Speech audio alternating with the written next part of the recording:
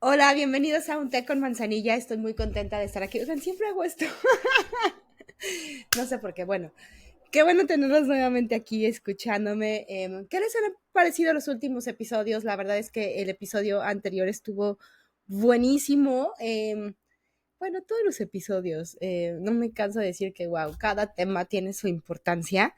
Eh, y si no lo has escuchado, regresa. Hablamos como de esta distorsión del plato que en realidad yo no había hablado de eso nunca, pero que es muy... Y no había escuchado que se hablara tampoco, entonces me pareció que era algo espectacular para hablar. Y justo hoy quiero hablar de un libro que estoy leyendo, que se llama, en español, porque nadie me lo dijo antes, en inglés, Why Has Nobody Told Me This Before?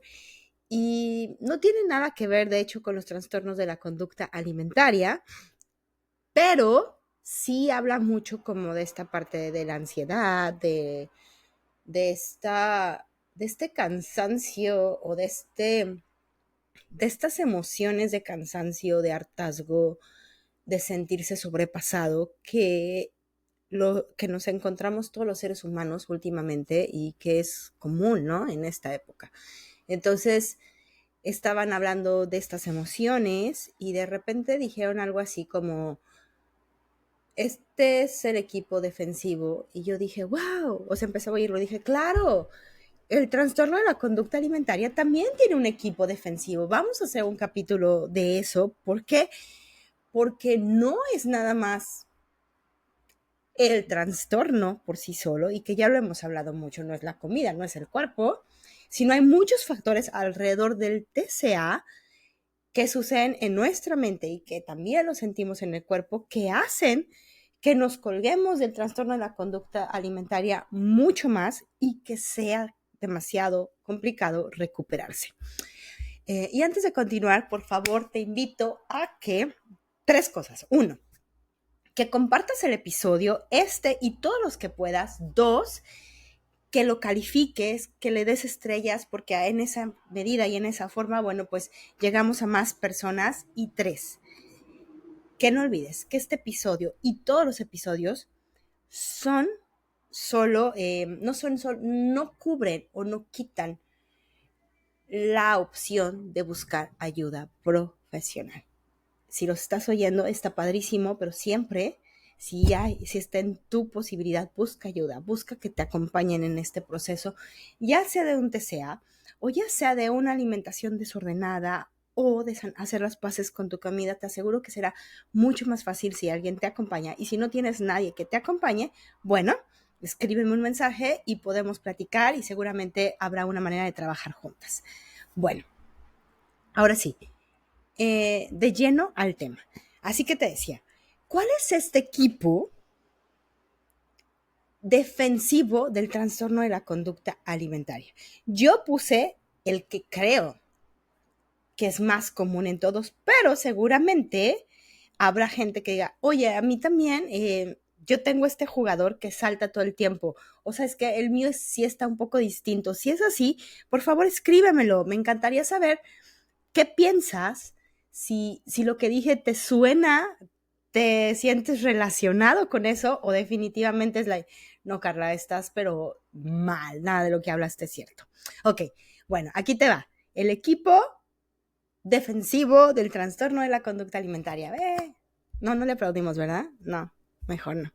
Ok, jugador número uno, la ansiedad. Generalmente, un trastorno de la conducta alimentaria no llega solo. Trae otros padecimientos desde el principio o se desarrollan a la par, no se sabe, ¿no? Pero en realidad la relación que existe entre la ansiedad y los trastornos de la conducta alimentaria es muy grande. Algunos dicen que es más del 70%. Y de hecho no se sabe a ciencia cierta cuál se desencadena primero, si la ansiedad o el trastorno. Así que es muy probable que estos dos trastornos se entrelacen y cohabiten en una misma persona. Por lo tanto, la recuperación se encontrará con el primer jugador de defensa, la ansiedad extrema y a veces un trastorno por ansiedad. ¿Pero qué es la ansiedad? La ansiedad es un mecanismo de defensa natural del organismo frente a estímulos frente a estímulos externos o internos, que son percibidos por el individuo como amenazantes o peligrosos, y se acompañan de un sentimiento desagradable o de síntomas somáticos de tensión. Por supuesto, la comida y el cuerpo son factores amenazantes en un TCA. ¿Y qué pasa? Que al estar en contacto con estos factores, el estrés sube el estado de alerta y se activa la ansiedad, y la ansiedad se expande a lo largo y ancho de nuestra mente y cuerpo, y entonces muchas personas comienzan a tener ataques de pánico por comer, situaciones alrededor de la comida de mucha angustia, miedo intenso a cambiar de cuerpo, específicamente a engordar, o miedo a alejarse del cuerpo hegemónico, y estas respuestas de manera natural nos alejan de lo que podría ser la recuperación sobre la comida y sobre la aceptación corporal. ¿Por qué? Porque se siente como una amenaza. Si yo pierdo el cuerpo hegemónico, si yo no estoy cerca de alcanzarlo, es una amenaza. Se vive como una amenaza, y por supuesto, no es algo inventado por las personas en un mundo gordofóbico, donde nos dicen constantemente, si no eres delgado, algo estás haciendo mal. Si no te ves de cierta forma, algo estás haciendo mal. Si no haces ejercicio y no eres fit, algo estás haciendo mal. Pues claro que es una amenaza no caer en esos estereotipos. Sin embargo, es posible trabajar con la ansiedad. Es posible trabajar con esta ansiedad y es posible trabajar con el trastorno de la conducta alimentaria. Un profesional que pueda manejar las dos cosas, o dos profesionales, que cada uno se trabaje en su área, es muy importante, porque la ansiedad va a estar en el proceso de recuperación, e incluso en muchas ocasiones la ansiedad se dispara durante el proceso de recuperación. ¿Por qué? Porque, bueno, al quitar algunas conductas del trastorno de la conducta alimentaria que nos ayudaban a bajar este estado de estrés y a reaccionar al sistema de alerta, pues desaparecen. Y entonces, ¿qué pasa? Que nos sentimos mucho más ansiosos, nos sentimos mucho más perdidos, y estos estímulos amenazantes se sienten con todo en nuestro cuerpo y en nuestra mente, y si no hay una guía correcta, bueno, pues puede alejarnos totalmente de buscar la recuperación. Entonces te invito a que, si estás pasando justo o este jugador está evitando que te recuperes, busques ayuda. Puede ser desde libros, puede ser desde, claro, un psicólogo, un psiquiatra, un coach. Hay muchas maneras. La verdad es que la ansiedad es un trastorno que se está hablando mucho más, que se ha estudiado más, y que ya hay muchísimos recursos allá afuera donde puedes explorarlos. Ok. Jugador número 2, la depresión. Al igual que el jugador anterior, la depresión es un jugador defensivo muy activo en los trastornos de la conducta alimentaria. Los autores dicen que puede haber una comorbilidad entre un 60 a un 85% en estos pacientes que sufren un trastorno. Y tampoco se sabe qué pasa primero, si uno antecede al otro. Lo que sí se sabe es que las personas que tienen un TCA constantemente sufren episodios de depresión, que muchas veces se curan, pum, pum, comillas, si no me estás viendo, se curan falsamente con las conductas del trastorno de la conducta alimentaria, pero en realidad es un ciclo vicioso y permanente hasta que la recuperación no llega. Me puedo sentir con una tristeza extrema, con una sensación de vacío extrema por no alcanzar el cuerpo que quiero, por no seguir las reglas alimentarias que quiero, por volverme a comer todo lo que no tenía en mi mente que comer. Y esto me puede llevar a una depresión genuina. Y pienso que si me restrinjo nuevamente, que si voy y me purgo, que si voy y dejo de comer, que si voy y dejo de comprar todas las cosas para no comérmelas y hago estas conductas, que si voy y hago ejercicio, me voy a sentir mejor. Y puede ser que en un principio te sientas mejor, pero volvemos a empezar este ciclo. La depresión va más allá de un estado de ánimo. Todos nos sentimos tristes o sin ánimos en algún momento. Sin embargo, la depresión clínica o excesiva es cuando estas emociones interfieren en tu forma de actuar, pensar y sentir. De hecho, sus síntomas son muy parecidos a los propios del trastorno de la conducta alimentaria, e incluso se suelen confundir unos con otros. Sin embargo, es bien importante mencionar que uno no existe a causa del otro. sino que son trastornos separados que pueden ayudar a reafirmar el otro trastorno. Es decir, ¿puedo tener TCA sin depresión? Sí. ¿Puedo tener depresión sin TCA? Sí. Entonces, no se necesitan el uno al otro para existir. Pero al existir juntos, el uno con el otro se apoyan y hacen mucho más fuerte cada uno de los trastornos. Espero que esto tenga sentido. En este caso, estos sentimientos de tristeza extrema, sensación de pérdida, falta de motivación, hacen que las personas con un TCA se aíslen mucho más, se refugien más en estas conductas autodestructivas para buscar un alivio a este malestar tan grande que sienten, y por lo tanto la recuperación es mucho más difícil de alcanzar. No imposible, pero sí se agranda, o este jugador, si lo estamos viendo así, pues no ayuda a que la recuperación vaya en línea recta, que casi nunca va en línea recta. También está estudiado que un cerebro y un cuerpo desnutrido harán que la depresión se intensifique, provocando una mayor codependencia entre estos trastornos. Entonces, imagínate, a ver, yo me siento deprimido, caigo en este ciclo de hacer las conductas destructivas una y otra vez, y luego a eso le agrego que estoy desnutrida.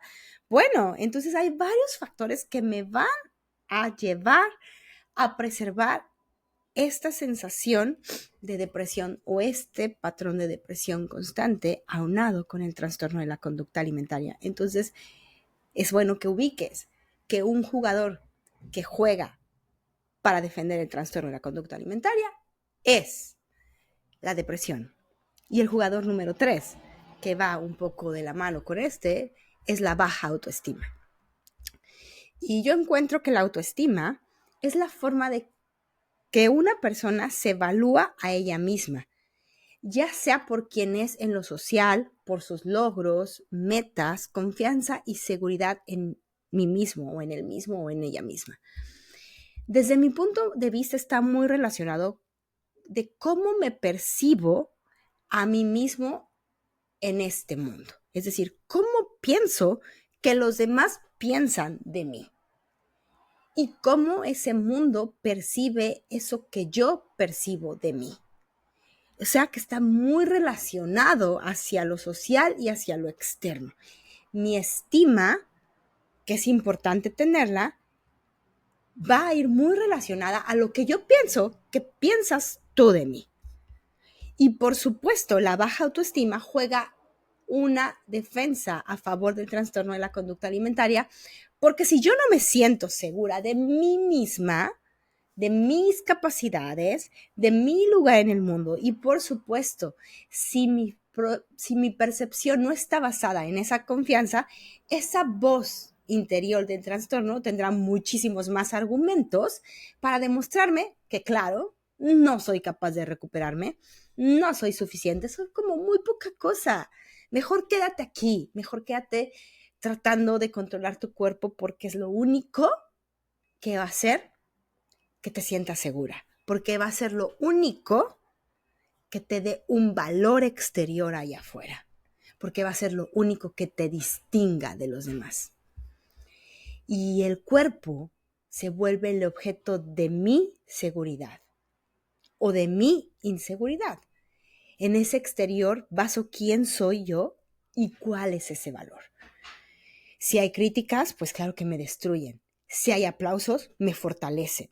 Pero mientras el trastorno de la conducta alimentaria sea quien siga dirigiendo al equipo, la baja autoestima será un jugador asiduo en la cancha del juego. Ahora va la otra parte, que está muy ligado. Todos están ligados y parecieran un solo jugador, pero cada uno tiene su tema. La falta de autovalor, que yo pienso que es muy diferente a la autoestima. ¿Por qué? Porque pienso que el autovalor está basado en tu interior, en el hecho de sentirse valioso por quien eres, por ser tú, por tu humanidad en este planeta, no por tus obras, no por tus acciones, aceptar ese valor intrínseco en ti. Y eso nadie los enseña. A ver, a mí me dijeron que yo era valiosa si era buena persona. A mí no me dijeron que yo era valiosa solo por ser Carla.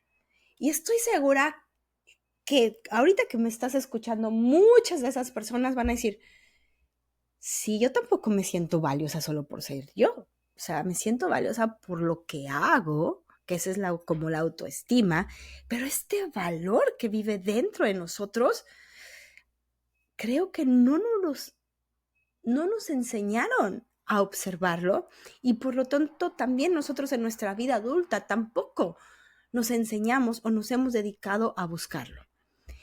Y claro está que es algo que las personas con anorexia, bulimia, atracones, restricciones, comportamientos de riesgo, no lo entendemos. De repente se siente que es una carrera interminable por demostrarte a ti que eres valioso y te llenas tu vida de tantas actividades, de listas por hacer, de sueños, de metas, de, de una inmensidad de cargas para encontrar ese valor, para llenar ese vacío que sientes aún y cuando logras las metas y te das cuenta que ese valor nunca llega. El hecho de pensarte valioso solo por ser, para muchos suena absurdo. Es más, si eres una persona religiosa, suena hasta como un pecado. A ver, yo este ser sucio, este ser pecador, ¿es valioso? ¿Cómo es eso posible? Y sí, hermosa, y sí, guapo, tú que me escuchas, tú vales. Solo por el hecho de estar aquí, en esta tierra. No sé si tengas creencias espirituales o no, pero hay una razón por la que estás aquí. Y esa razón, créeme, que va más allá de solo respirar el aire que existe en la tierra. Tu valor radica en tu estancia aquí, en este momento. Tú vales. Y el trastorno no quiere que sientas tu valor, porque en el momento de sentirte valioso, jamás te permitirías tratarte como lo haces ahora. Jamás te permitirías hacerte lo que te haces ahora. ¿O a poco le dirías a alguien que sientes que es demasiado valioso para ti todo lo que te dices cada mañana o cada noche? ¿Se lo dirías de la misma manera en que te lo dices a ti? Por supuesto que no, ¿verdad? Cuidarías las palabras que le dices, porque quisieras hacerlo sentir y que él sepa lo valioso que es para ti. El jugador número 5 es la comparación. Y aunque la comparación es algo natural en los seres humanos, muchas veces es tan natural que surge de verdad como algo inmediato. O sea, no te pones a pensar, simplemente llega así como, wow, esta persona está esto y yo no lo puedo lograr, o mira cuántos éxitos ha tenido y yo pues tengo menos, o fíjate cómo yo puedo hacerlo mejor que él, ¿no? Sin embargo, si estamos hablando de un TCA o de una imagen corporal lastimada o una mala relación con la comida, seguramente esta comparación es excesiva y obviamente muy enfocada a estos temas. Cuando yo vivía en anorexia, me comparaba todo el tiempo. No solo con la comida, sí lo hacía también ahí, ya sabes, el típico de voy a ser la que menos come o no voy a empezar a comer hasta que todos coman y tengo que dejar mucha más comida que cualquiera aquí. Tengo que demostrar que yo tengo más fuerza de voluntad que todos los que están aquí. Si era en el ejercicio, era tengo que hacer más ejercicio que ayer. La comparación era a veces conmigo misma, ojo. Ayer hice 2 horas 30 minutos, hoy tengo que hacer 2 horas 35 minutos. O a veces era la comparación de, híjole, esta persona carga mucho más peso que yo y, y tiene menos tiempo viniendo al gimnasio. Seguramente yo no lo estoy haciendo bien. Mis goles eran claro con esas personas que hacían mucho más que yo. O puede ser no relacionado con el ejercicio o con el cuerpo o con el peso, puede ser incluso relacionado con esta mamá tiene mucho más paciencia que yo. Mira cómo esta mamá hace mejores los lunches que yo. Mira cómo esta persona trabaja mejor que yo, o cumple más rápido las cosas, o entiende mejor, o recuerda más cosas. Total que todo el tiempo era compararse, compararse, compararse, y es tan agotador porque te roba la paz. Porque claro que esas comparaciones generalmente no buscan el hacernos sentirnos bien. Esas comparaciones buscan hacernos enganchar de esa falta de valor, de esa falta de autoestima, enganchar a la ansiedad, enganchar a la depresión y ponernos en un tobogán de emociones para buscar el trastorno de la conducta alimentaria como un aliviador de esas emociones. Y no es cierto. Si es natural la comparación, perfecto. No la podemos evitar, perfecto, pero entonces elijamos con qué nos queremos comparar y que sea justo, porque no me voy a evaluar y suele pasar un montón en recuperación.